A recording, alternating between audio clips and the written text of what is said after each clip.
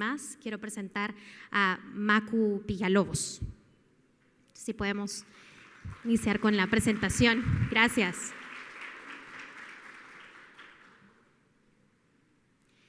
Pues Macu Villalobos es experta en comportamiento y en entrenamiento emocional basado en evidencia científica. Pues Macu tiene más de 20 años apoyando a empresas, a ONGs, a instituciones educativas, gobiernos, en los procesos de aprendizaje a nivel emocional. Ella tiene además una profunda pasión por la educación y es consultora también en empresas tales como Michelin, Mars Wrigley, Bachoo, Bovedani, el Hospital Teletón también, Grammar, Ireland, Atemi Claus, entre muchos otros. Y un poquito más sobre su currículo. Ella es máster en estudios humanísticos, además tiene una maestría en neuropsicología de la Universidad de Mondragón. También es licenciada en filosofía y tiene estudios en bioética. Así que bienvenida, Macu, y esperamos que disfruten la conferencia. Feliz mañana para todos.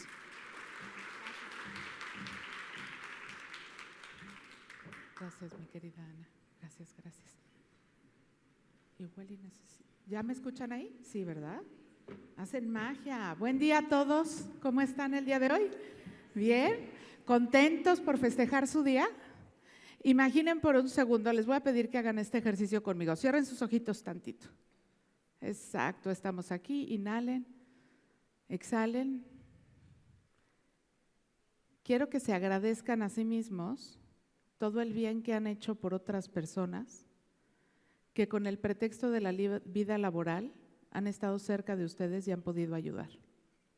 Conecten un poquito con ese principio de bondad que tiene su propio trabajo y ejercicio, y el día de hoy reconózcanlo y agradézcanlo.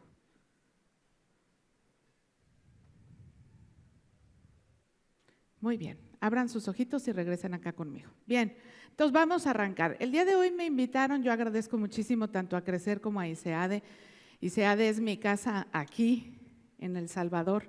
Disfruto muchísimo venir, disfruto muchísimo estar aquí, disfruto mucho su país, entonces gracias por haberme traído y sobre todo el día de hoy vengo a platicar con ustedes cómo navegar este mundo incierto o estas características de este mundo incierto y cómo desarrollar más la resiliencia en nosotros. Entonces, para eso quiero que revisemos la historia que nos cuenta cómo el primer hombre construyó aquel puente. Entonces, la primera vez que se construyó un puente, nos cuenta esta historia, que es una narración antigua, que se construyó porque en un poblado había un hombre que sabía nadar, pero era el único que nadaba. Entonces, por eso se le llamaba el hombre que nadaba. Entonces, este hombre iba y venía, quiero que piensen la cantidad de trabajo que tenía en una aldea, ¿no? Es como de, se nos olvidó tal cosa, y entonces aquel iba nadando, regresaba, ayudaba a la gente, evidentemente estaba agotado al final del día, pero él sabía que su trabajo le daba sentido. Y en una ocasión, dentro de una tormenta, esta tormenta se llevó a dos chiquitos por el agua. Y entonces él, con mucho esfuerzo, los pudo rescatar. Pero después de ese día pensó y dijo, esto no puede seguir dependiendo solamente de mí. Y empezó con esta idea de cómo le hago para construir algo que le permita a la gente transitar de una de las aldeas a la otra de las aldeas sin ponerlos en riesgo. Y enseñarles a nadar va a ser algo largo y complicado. Entonces, ¿cómo podré hacerle? Y entonces en su mente resolvió la posibilidad de hacer un puente. Comenzó con el puente, ya se imaginarán, alguien que no sabe hacer un puente y que nunca había visto un puente, lo difícil que fue de pronto empezar como a juntar el material y a tratar de construirlo, ¿no? Y en función de que lo iba construyendo, había veces que se caía y la gente se le quedaba viendo como diciendo, ¿este hombre qué está haciendo? ¿No? ¿Por qué no sigue nadando nada más? Entonces volví a intentarlo y volví a intentarlo con mucho esfuerzo hasta que por fin lo logró. La conclusión de este cuento, la enseñanza de este cuento originario, es que efectivamente el esfuerzo no siempre es lo único que necesitamos para resolver problemas. Hay más allá del esfuerzo la posibilidad de construir algo que verdaderamente resuelva las necesidades del entorno. Entonces nos vamos a quedar con esta idea del puente porque la vamos a retomar en un ratito. Y el día de hoy vengo precisamente a platicar del gran reto de nuestro tiempo. Es un reto que se llama Bani. ¿Y por qué se llama Bani? Porque nos habla de 4 letritas que van a ir refiriendo a un concepto concreto que tiene que ver con las características de nuestro tiempo. La primera de las letras se refiere a este carácter frágil de nuestro entorno. ¿Okay? Nos damos cuenta que el entorno no es tan estable como antes o como lo conocimos en otros momentos históricos. Nos damos cuenta de que el entorno también tiene un carácter de ansioso. Entonces, este carácter ansioso, ¿a qué se refiere? El concepto de ansiedad y este término ansioso se refiere a la preocupación por lo que no ha pasado. A diferencia del miedo, el miedo es una emoción que tenemos cuando vemos el estímulo que nos afecta. Es decir, me puede dar miedo una araña, ¿no? Ese es miedo, pero ansiedad es cuando yo digo, ¿y si hay una araña? ¿Y si viene con sus amigas? ¿Y si me quieren atacar? Eso es ansiedad, ¿ok? Entonces, la ansiedad de nuestro tiempo se refiere como a este carácter de que suceden cosas y más allá de lo que está pasando, lo que no sucede es lo que más impacta en nuestro comportamiento. La tercera característica es que nuestro tiempo no es lineal. Y por tanto, la comprensión del mismo, que es el último punto, se vuelve un poco compleja, porque no sé cómo interpretarlo. Y esto lo podemos reducir a que efectivamente con una noticia, con una declaración de ciertas personas que tienen impacto en el manejo del mundo o en la economía o en la política, quiero que piensen cómo se revierte todo. Se mueven economías mundiales, de pronto algunos procesos que podían estar siendo como reconocidos en una empresa se modifican. Eso es parte de nuestro mundo Bani. Este mundo Bani, que lo podemos experimentar en realidad en todo, nos arroja la posibilidad de 2 cosas, o vivir desde la oportunidad o vivir desde el miedo. Entonces vamos cada quien de manera privada y personal a revisar cómo salen en una pequeña escala de Bani, muy pequeñita, que hicimos para ustedes, en donde pueden ustedes efectivamente identificar cómo están respecto a estos 4 puntos. Si alguien le quiere platicar al de al lado está bien, si no, se lo pueden guardar silenciosamente para el resto de la conferencia. Si ustedes se fijan ahí, le van a dar a la derecha y van a empezar a aparecer algunas preguntas. ¿Ya lo tienen todos? Bien.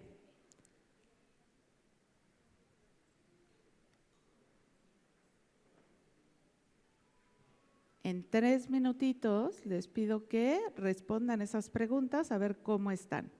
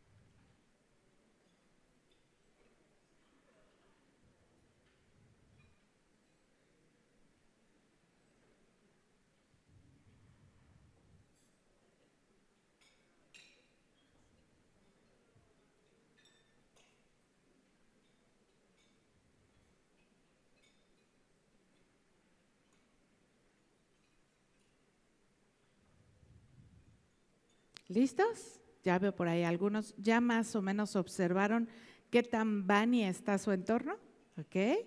Entonces, bueno, la intención es que con este punto de partida, porque muchas veces escuchamos, no, bueno, sí, suena un poco lógico lo del Bani, pero yo no sé qué tanto impacta en mi vida o en la forma en la que yo experimento el mundo o cómo me siento dentro de mi propia organización o con mis compañeros. Entonces, aquí también les traigo algunos ejemplos sencillos para que todos me digan si los experimentan o no. A ver, quiero que me levante la mano quien coincida con esto en su experiencia. Lo que antes funcionaba ya no aguanta, los procesos, los liderazgos, los contratos o las reglas. Un cambio viene a romper muchas otras cosas. Manita arriba quien lo experimente. Bien, ahí tenemos algunas personas que lo están viviendo. Vamos con la A. Los reclutadores, los líderes y los equipos se experimentan saturados.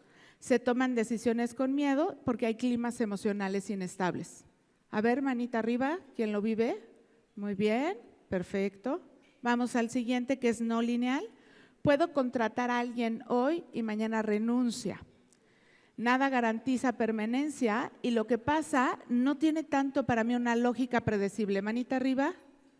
Ok, bueno, aquí vean cómo ese fue el fuerte, ¿ok?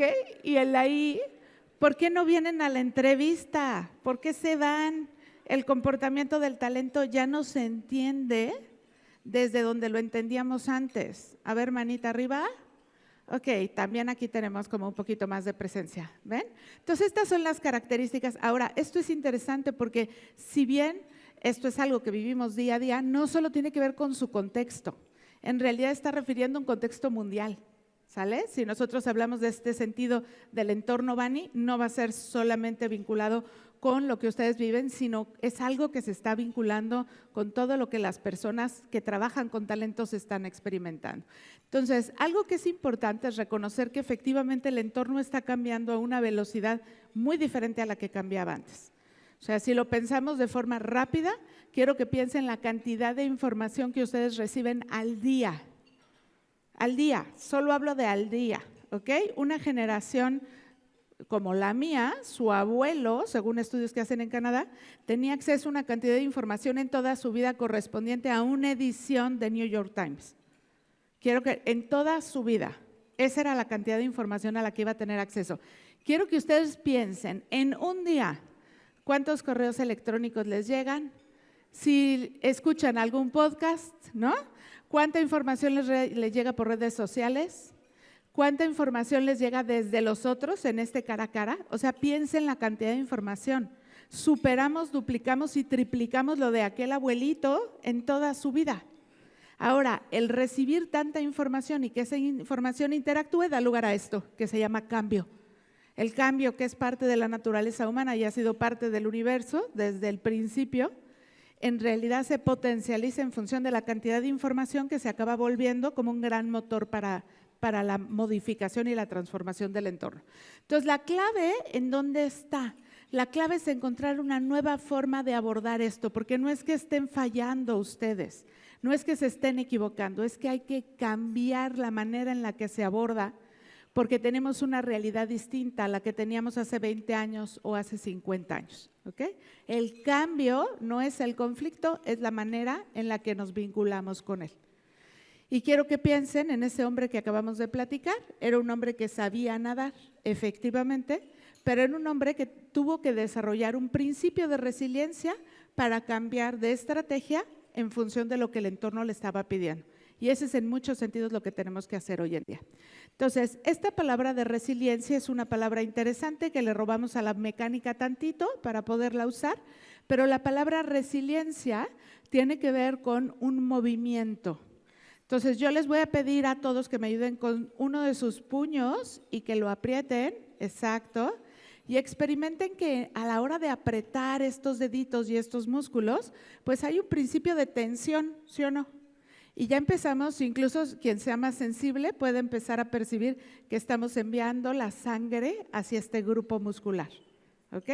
Esto tiene ventajas para nosotros, sí, muchas, pero ahora quiero que suelten su mano y observen el cambio de sensación. ¿Lo notaron? Eso es resiliencia. La resiliencia se refiere a este movimiento o a esta competencia en donde después de una presión de vida, de una situación tensionante de vida, yo puedo alcanzar un proceso de recuperación. ¿Ok? Entonces, esta resiliencia que viene con nosotros, si ustedes se fijan, somos naturalmente resilientes, nos encontramos en el mundo, por ejemplo, a diferentes seres vivos que tienen este ejercicio natural de resiliencia y de manera hasta más metafórica podemos encontrar la resiliencia en fenómenos de la naturaleza. Una aurora boreal es, por ejemplo, un ejercicio de resiliencia del choque entre dos temperaturas y esa belleza que sale. El desarrollar la resiliencia en nosotros entonces implica aprender a sostenernos en el dolor o en la adversidad o en el reto o en la dificultad. Si nosotros no hacemos eso, no vamos a desarrollar la resiliencia. Entonces, ser resilientes quiere decir me sostengo aquí y después aprovecho el aprendizaje para crecer. Eso es lo que quiere decir ser resiliente. Bien. Entonces, respecto a esta falta de resiliencia o presencia de resiliencia en las organizaciones hoy en día, nosotros podemos observar cuando una organización no está siendo resiliente frente a este entorno vale. ¿Y por qué nos vamos a dar cuenta? Primero, porque deja de cuestionar sus procesos.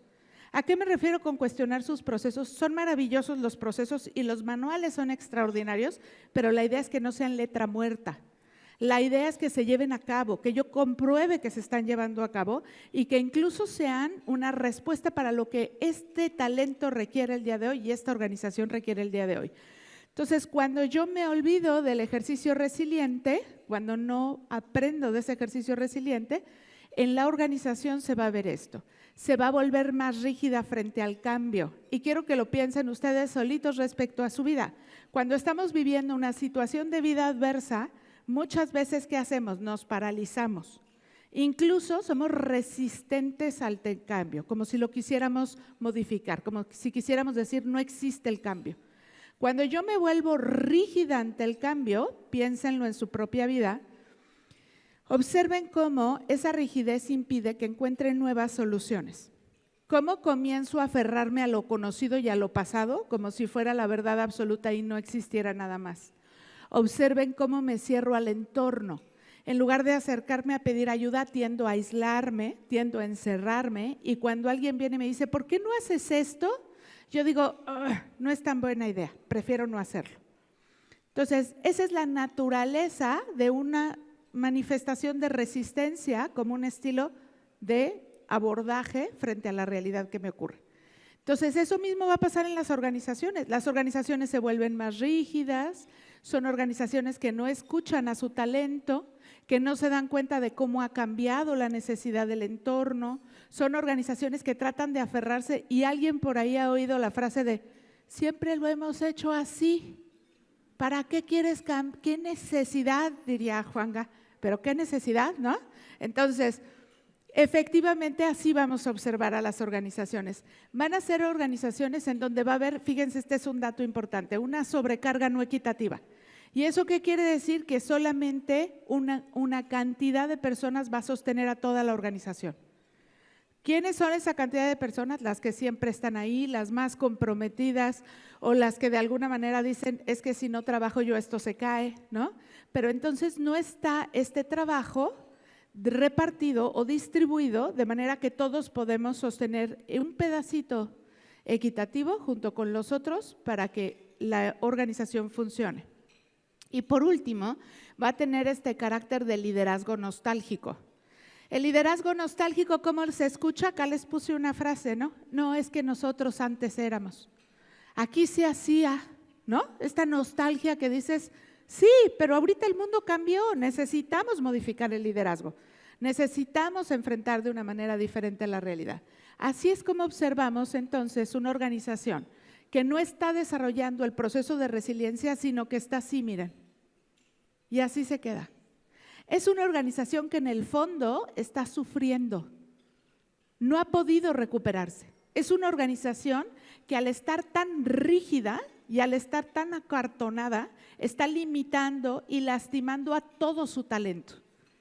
La podemos mirar desde fuera y a veces cuando estamos allá adentro decimos, ¿por qué no cambian? Pero en realidad desde el punto más compasivo estamos teniendo una organización con sufrimiento. ¿Ok? Ahora, ¿qué ¿qué es lo que podemos hacer? Pues aquí les presento a estos seres maravillosos, que es el bambú. ¿El bambú lo han visto de pronto cuando hay alguna tormenta? ¿Alguien lo ha visto? ¿Sí?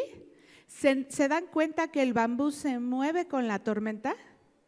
El bambú tiene una gran capacidad de adaptabilidad. Es tan grande su capacidad de adaptabilidad, también sus cualidades, que se utiliza, por ejemplo, hoy en día para muchas cosas. Se hacen casas con bambú que pueden sostenerse frente a tifones. Entonces, el bambú nos da como una reflexión interesante porque nos habla como de este ser vivo maravilloso que se mueve con el viento y se ajusta a él, lo cual es totalmente diferente a resistirme, porque resistirme es como si yo fuera un roble. A mí no me mueve el viento, ¿no? Y pues sí, a los robles difícilmente los mueve el viento, pero a todos nosotros el entorno Bani sí nos mueve mucho. Entonces, aquí hacer el pensamiento de cuál es la cualidad del bambú en la tormenta, que es esta cualidad de adaptación, ajuste y resiliencia frente a la tormenta. En lugar de oponerse a ella, va con ella y la utiliza para regresar a su centro. Es lo mismo que de alguna manera yo les pido el día de hoy, que adquiramos por un momento una cualidad de bambú para nosotros mismos. Entonces, ser resiliente en este ejercicio del entorno Bani, ¿cómo lo podemos entender? Y aquí vamos a trabajar con 4 puntos. Una organización resiliente primero mantiene vivos los procesos. Entonces, mantener vivos los procesos es siempre me voy a cuestionar, voy a observar qué hace mi talento, voy a observar cómo lo hace, voy a observar cómo se vinculan, voy a observar qué se le está dificultando. Y de esa manera, cuando yo me cuestiono sobre los procesos y los voy ajustando y digo, bueno, esto ya no se hace de aquella manera, modificamos el proceso. Y lo hacemos de manera consciente o lo ponemos en tela de juicio y decimos, vamos a sostenerlo durante los siguientes 2 meses para observar qué modificaciones tenemos que hacer ya de manera un poco más fija. Primera cualidad entonces, mantener vivos mis procesos, que mis procesos no se conviertan en parte del archivo muerto, ¿ok? Segundo, cultivar una cultura organizacional en donde se fomenten las competencias de inteligencia emocional. ¿Cuáles son estas competencias de inteligencia emocional? Daniel Goleman nos platica de estas competencias y nos dice, son de 2 grandes grupos, unas que se llaman intrapersonales, y estas intrapersonales tienen que ver con estas competencias que me ayudan a descubrir quién soy, para qué soy buena, qué me gusta, cómo me puedo autorregular mejor para obtener mis objetivos o para alcanzar mis logros, de qué manera me puedo recuperar a mí misma a nivel emocional. Cuando está sucediendo una dificultad en el trabajo, ¿cómo me recupero? ¿Cómo salgo adelante? Todas esas son intrapersonales. Y las otras se llaman interpersonales, que tienen que ver con mi vínculo con los demás. ¿Quién eres tú? ¿Cómo hablas tú? ¿Cómo me puedo aproximar mejor a ti? Por ejemplo, si eres una persona profundamente, estos son términos, pero profundamente focus, las personas focus más bien van a preferir los datos, van a preferir la información, van a preferir que les demos como estos elementos lógicos y analíticos de por qué se deben hacer las cosas. Pero ¿qué pasa si eres una persona aproximativa? Una persona aproximativa es la persona que requiere que yo le dedique tiempo para vincularme. No puedo llegar a decirle, oye, el informe, porque me va a decir, buenos días, ¿no? Pero además va a decir, no, a esta no le voy a dar el informe porque ni me saluda. Entonces, eso también tiene que ver con un ejercicio importantísimo de competencias interpersonales. Que yo sepa quién está en mi equipo, que yo sepa cómo trabaja mi equipo, que yo sepa reconocer cuando mi equipo tiene la energía bajita, que yo sepa reconocer cómo potencio y motivo a mi equipo. Todo eso son competencias interpersonales. Ahí habitan las de liderazgo. Entonces, algo que es importante es no dejar a la suerte el ejercicio de las competencias, no decir, bueno, ¿cuántos años tiene este talento que estoy contratando? 20, ya a estas alturas debería de tener todas las competencias. No dejarlas a la suerte, no darlas por hecha, no suponerlas, sino reconocer que efectivamente si yo quiero que mi talento, que son esos brazos maravillosos que permiten la acción de toda la organización, que mi talento pueda responder al entorno, tengo que darle con qué. ¿Y con qué son estas competencias? Estas competencias, ¿cómo las fomento? Las tengo que fomentar primero reconociendo a través de un breve diagnóstico cómo estamos. Puedo llegar a reconocer cómo estamos a través de muchísimas escalas que seguramente ustedes utilizan y también de formas de evaluación sobre la organización que utilizan, pero ahí me doy cuenta en qué situación está mi organización. Después puedo llegar a mapear cuáles serían las competencias centrales a desarrollar. Voy a poner un ejemplo. Muchas veces se acercan con nosotros y nos dicen, necesitamos un curso de comunicación. Y empezamos a platicar con el cliente y a ver qué es lo que realmente necesita. Y el problema no es de comunicación, las personas se saben comunicar. ¿Por qué creen que una persona no se comunica con otra? A ver, quiero ideas. No oigo. ¿Por qué no me comunico con otra persona si sí sé cómo comunicarme? Porque no me llevo bien, porque no le tengo confianza. ¿Cierto o no? Esas también son parte de las competencias, pero yo entonces tengo que enseñarle, porque hay personas que tienen, por ejemplo, menos entrenamiento en habilidades sociales y llegan y le piden a uno las cosas como si fuera uno su peor enemigo, ¿no? Pero además no se dan cuenta. Y hay personas que dicen cosas durísimas y dicen, es que a la gente le molesta mi honestidad.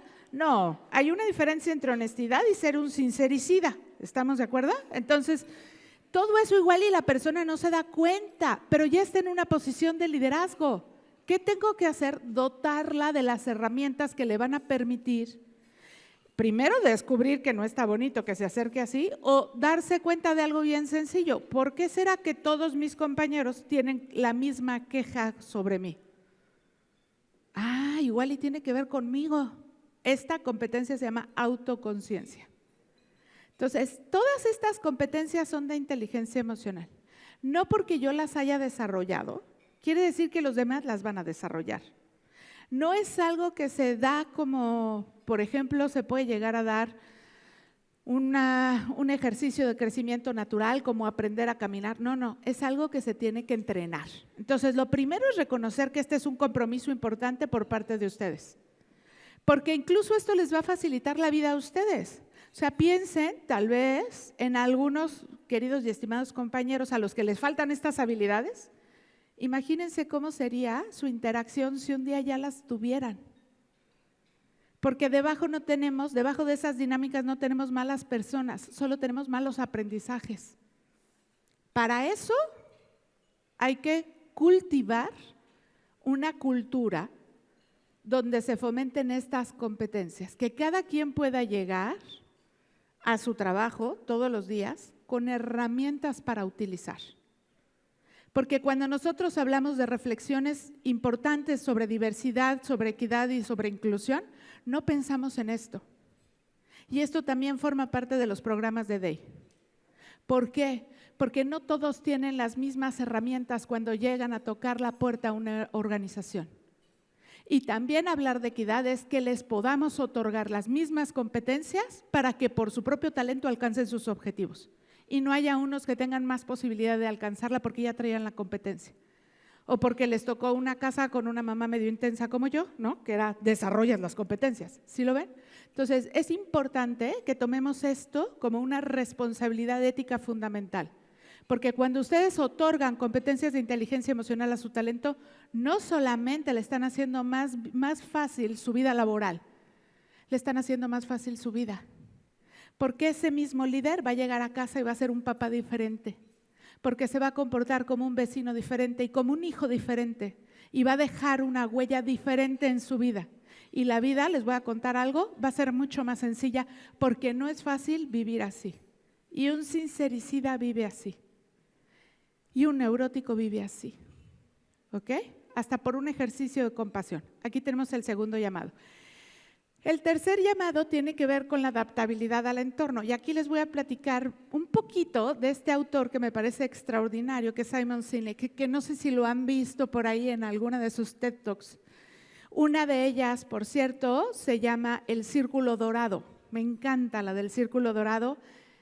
Se las dejo de tarea para que de alguna manera la reflexionen, porque fíjense qué hace, nos dice, no te conectes, ni conectes a tus clientes, ni conectes a las personas que trabajan contigo desde el cómo haces las cosas o desde qué es lo que haces, sino para qué haces las cosas. Ese es el círculo dorado, solo los dejo de tarea, ya ustedes lo revisarán. Pero hay otro libro de él que me encanta, que se llama El juego infinito.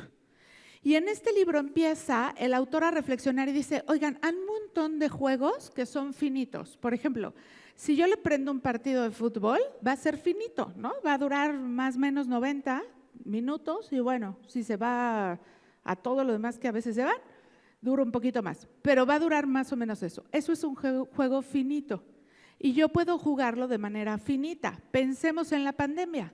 En la pandemia varios jugamos muchos juegos finitos para poder alcanzar nuestras metas. ¿Qué era el juego finito? Voy a poner un juego bien sencillo, el juego de aventar malabares entre la casa, la familia, el espacio, el trabajo y la lavadora, ¿ok? Fue un juego finito porque terminó. Pero también nos dice el autor, hay juegos infinitos que se pueden jugar de manera infinita. Y cuando yo encuentro ese juego infinito, estoy tocando mi vocación. Entonces, es un libro precioso que también pueden leer, es un libro muy accesible, muy lindo y tiene muchos ejemplos. Entonces, ¿qué es lo que hace que un juego se vuelva infinito? Es decir, ¿cuál es la manera en la que yo me puedo vincular con mi talento? Ahí les va, promover una causa justa. Es una historia de futuro, es algo que yo quiero ofrecer. Es decir, piensen por un segundo cómo hay una diferencia en su carácter, como generalistas de recursos humanos, como gerentes de recursos humanos, la posición que tengan. Pero su trabajo en talento humano puede ser, yo veo lo de la nómina, o puede ser, yo aquí estoy comprometida para que la gente encuentre en su espacio laboral un sitio seguro. ¿Vieron la diferencia de las visiones? Ok. Cuando nosotros movemos nuestra vida hacia un juego infinito, va a suceder algo maravilloso. Vamos a darnos cuenta de que nuestro trabajo no solo se vuelve la vocación, sino forma parte de nuestro sentido de vida. ¿Ok? Bien. Segundo, valentía para liderar. ¿Por qué necesito valentía y por qué hoy tenemos algo que yo le llamo la crisis de la valentía? Les voy a explicar por qué. Porque sostenernos aquí duele, ¿sí o no? Aguantar el cambio duele. Aguantar el cambio es pesado. A veces hasta puede llegar a volverse algo que no sabemos ni siquiera cómo afrontar. Sin embargo, el discurso de nuestro tiempo no es sostente en el cambio. ¿Cuál es el discurso de nuestro tiempo? Pásatela bien, ¿no? Que no haya sufrimiento. No, nadie tiene por qué sufrir, nadie tiene por qué preocuparse. Entonces, estamos generando una generación que se llama de líderes buenistas. ¿Cuáles son los líderes buenistas? Oye, es que fíjate, quiero revisar contigo que tengo un problema. Ay, no me digas. Sí, yo lo voy a ver. Y luego viene el otro con el que tiene el problema y le digo, sí, yo lo checo. Y no hago nada. ¿Por qué? Porque quiero ser políticamente correcta, si lo notan, y quiero evitar el conflicto. Porque escuchamos por todos lados, evita el sufrimiento y evita el conflicto. Desde hace un tiempo, Y la verdad hay muchísimos mecanismos de evitación. Pero ¿cuál es el problema de que yo me dedique a evitar? Pierdo la valentía, pierdo la capacidad de resiliencia. Yo empiezo a experimentar esto y luego ¿qué hago? Corro para que algo me lo quite. Se pueden llamar redes sociales, se puede llevar cosas maravillosas como el propio ejercicio, se puede llamar trabajo, ¿vieron? Entonces yo empiezo a sentir tantita presión y como que digo tengo que salir huyendo. Cuando yo hago eso, estoy perdiendo mi valentía.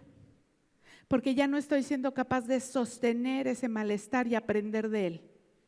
Hoy en día el llamado a estos nuevos liderazgos es liderar con valentía, conectar con la fuerza interna que tienen para poder asumir los riesgos que vienen con este entorno desconocido.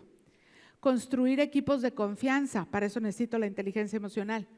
Estudiar a los dignos rivales. ¿Quiénes son mis dignos rivales? Las personas que son mi competencia. Pero no verlos desde un ejercicio ahí como medio hostil, sino verdaderamente aprender de ellos y saber qué es lo que ofrecen y saber cómo se están moviendo con inquietud y asombro y decir, a ver, esto que hacemos nosotros, ¿quién más lo hace en el mundo? No quedarme en mi entorno. ¿Quién más lo está haciendo en el mundo y cómo lo está haciendo y cómo son esos dignos rivales? Para conectarme ahí también con la pasión. Y el último, que es algo muy lindo, es prepararnos como ese bambú para la flexibilidad existencial. Pero no prepararnos para eso cuando ya estamos en crisis, sino prepararnos cuando estamos bien. Prepararnos en el siguiente movimiento, cuestionarnos, cuestionar el entorno, cuestionar los procesos, cuestionar la forma en la que hemos aprendido a hacer las cosas, para desde ahí poder generar el siguiente paso al éxito. Entonces, y el cuarto punto que les recomiendo para poder desarrollar en sus organizaciones esta resiliencia es centrarnos en la experiencia del empleado, que esto es algo fundamental y que hoy en día a nivel mundial está siendo el corazón de la gestión del talento humano. ¿Qué quiere decir? Me tengo que preguntar quiénes están aquí. Y además de preguntarme quiénes están aquí, no solo me refiero a generaciones, me refiero a qué tipo de perfiles tengo, me refiero a cómo se comunican mis perfiles, hacerme preguntas, qué es lo que más valoran, qué es lo que más los frustra, porque tengo que saber qué los está frustrando, porque ¿qué creen? Va a haber más rotación si esa frustración no es escuchada. Tengo que preguntarme qué es lo que los haría quedarse. Y aquí estoy respondiendo a las diferentes generaciones, porque alguien de mi generación lo que más va a valorar y lo que más lo haría quedarse es experimentar reconocimiento. Pero alguien de otra generación, más bien que va a valorar flexibilidad, que va a valorar un sentimiento de libertad. Son dos cosas distintas. Y esto evidentemente hace que ustedes se conviertan en grandes traductores. Saber cómo están interpretando al mundo. Y aquí les puse un ejemplo súper sencillo. Imagínense en una reunión que de pronto el líder le dice, oye, estás mucho en el celular, ¿no? Te veo mucho en el celular. Alguien de mi generación va a decir, ay, me está diciendo que estoy distraída, me tengo que poner las pilas, a ver, ya lo voy a guardar. Eso es lo que haríamos nosotros, los de mi generación.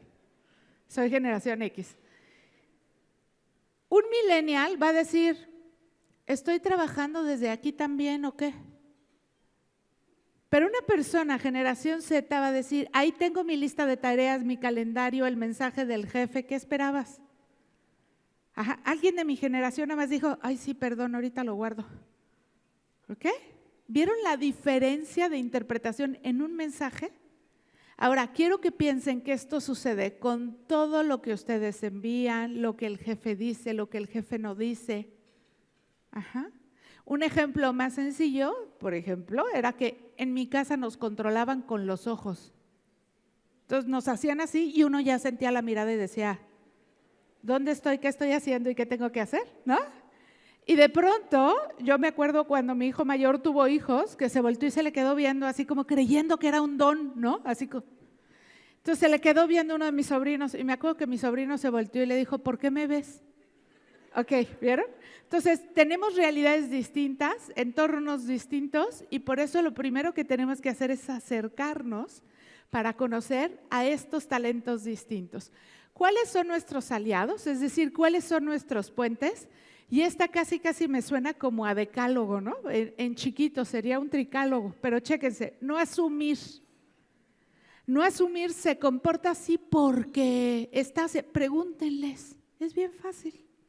Segundo, volverse traductores culturales, esos son ustedes, eso es lo que necesitamos de ustedes, que se vuelvan los grandes traductores, que saben además ayudar a que el otro se exprese mejor. Y por último, promover acuerdos y equipos mixtos. Esta es la manera más sencilla en la que podemos generar la integración. Si nosotros seguimos manteniendo ese aislamiento, y ojo, voy a decirlo de manera como muy sencilla en función de lo que a mí me toca vivir. Cuando tenemos equipos en donde estos choques generacionales son más duros, más intensos y más dolorosos, a lo que va a tender el equipo, chicos, es hacer esto, cada uno por su lado, aislarse. Entonces, la manera más sencilla de resolverlo es hacer equipos en donde puedan colaborar juntos y cada uno le muestre al otro que su mirada, su forma de aproximación, su lectura puede ser profundamente enriquecedora. Bien. Y para esto vamos nosotros entonces a construir. Si lo que tenemos que hacer puentes, si la cualidad del bambú es una cualidad diferente, ¿qué podemos aprender? La forma en la que se hacen los puentes de bambú.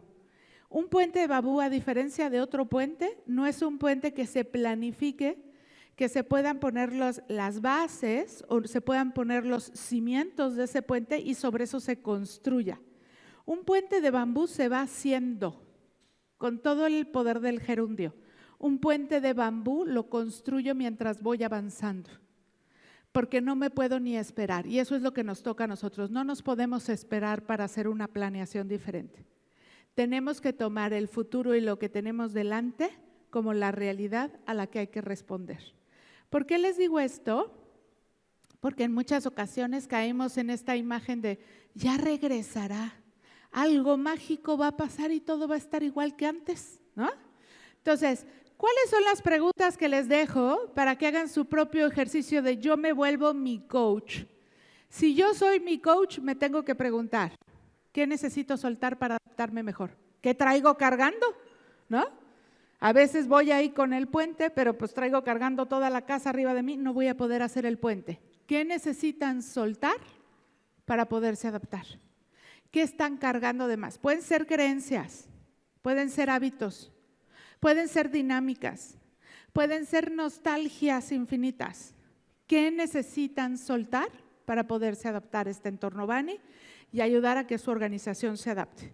La segunda pregunta es, ¿qué parte de mi liderazgo espera permiso para evolucionar? ¿Y permiso de quién? ¿Y qué permiso? Siguiente, ¿qué está en mi espacio, en mi injerencia, como esta persona que cuida el talento humano de la organización para cambiar la forma en la que los otros viven su experiencia como empleados? ¿Qué está en mi cancha? Puede haber miles de cosas que ustedes no puedan cambiar, pero lo que sí está en su cancha, ¿qué podrían modificar para que la otra persona saliera de ahí y llegara a casa diciendo, en mi empleo me cuidan a mí, les importo yo? ¿Qué está en su cancha? Pequeña acción, no tienen que hacer cambios monumentales, pequeñas acciones del día a día que están en su cancha.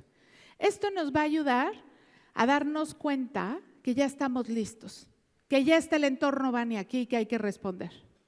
Que esta idea de, pero ya cambiará, espérate tantito, no nos podemos esperar tantito, porque si yo sigo así, no voy a poder abrirme al entorno ni reconocer lo que el entorno me está ofreciendo para que estemos mejor. Ser resiliente en un entorno Bani no es resistir, es aprender a vivir de otra manera. Y este es el verdadero llamado. ¿Cómo yo el día de hoy puedo aprender a vivir de otra manera mi organización?